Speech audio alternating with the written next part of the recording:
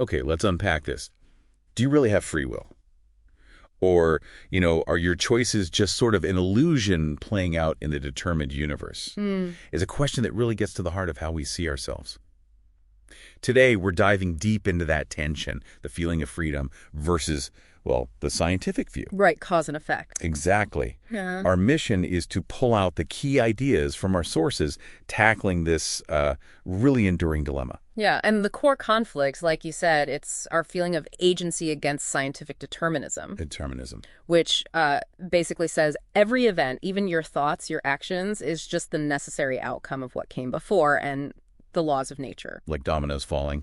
Kind of. Think of Laplace's demon, this hypothetical supermind that knows everything about the universe right now. Yeah. It could predict the entire future, including your next choice.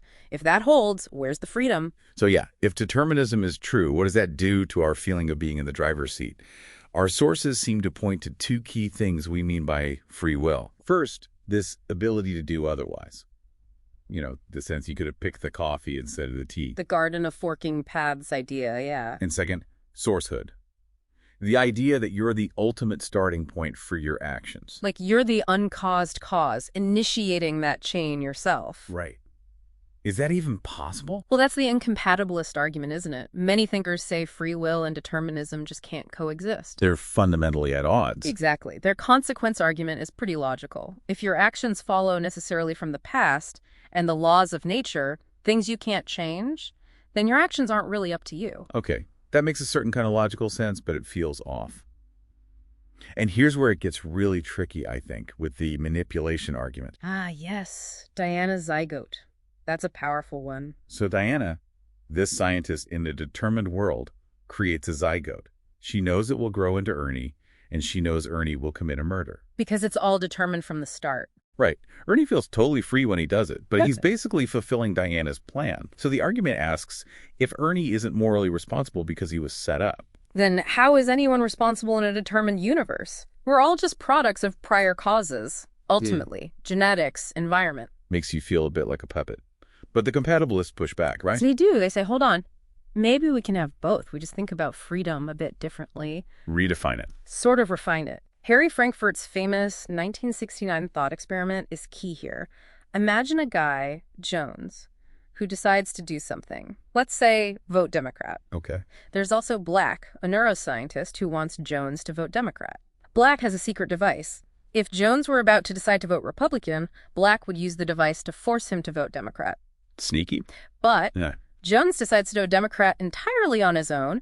Black never intervenes. Frankfurt asks, is Jones morally responsible? Well, yeah, he did what he wanted to do for his own reasons. Exactly. Even though, because of Black waiting in the wings, Jones could not have done otherwise. Huh. So the ability to do otherwise isn't the crucial thing for responsibility.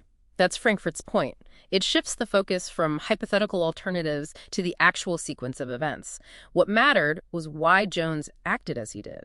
So the freedom we care about isn't defying physics. It's about our actions coming from us in the right way. Precisely. It's about what some call guidance control. Our actions need to come from a reasons responsive mechanism. Basically, can you recognize and react to reasons, even if that mechanism itself is determined? Okay, that feels a bit more intuitive. But what about other attempts to solve this, like libertarians? Right. Philosophical libertarians try to save the ability to do otherwise. They often look to quantum mechanics, the idea that some things at the subatomic level are genuinely random. So maybe that randomness gives us a gap for free will. The problem there is often called the luck problem. If your decision is just the result of a random quantum event firing in your brain, how is that your controlled action? It seems like it just happened to you. Randomness doesn't equal control. Yeah, that doesn't feel like my choice either. And then there are the hard incompatibilists, the ones who just say free will is, well, bunk. Yes. They say free will is incompatible with determinism, and it's incompatible with indeterminism, too. It's just an illusion. They often point to neuroscience, like Benjamin Libet's experiment. Oh, the ones showing brain activity before we're aware of deciding. Exactly. Some interpret that as our conscious decision being a kind of after-the-fact story we tell ourselves. Our brain already made the call. That's unsettling. What does that view mean for things like justice? Well, it leads some to suggest ditching retributive justice punishment because someone deserves it. Instead, maybe a public health quarantine model. You treat criminals like, say, carriers of a dangerous disease. You contain them for public safety, maybe try to rehabilitate, but without the blame. They see them as unlucky products of their biology and history. Wow. Okay, so pulling it all together, Yeah. where do most of our sources land? The consensus seems to lean towards a sophisticated compatibilism, reasons-responsive compatibilism.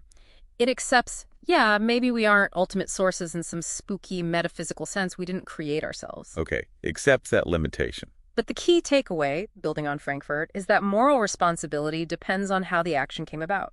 Did it originate from your own deliberation, your values, your responsiveness to reasons? So it's not a watered-down freedom.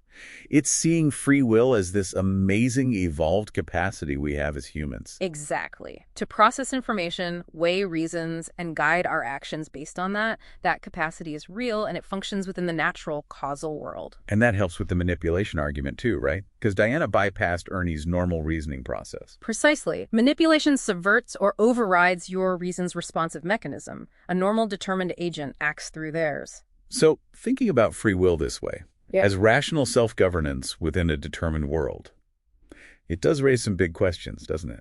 It really does. If this is what free will is, how might it change how we think about compassion?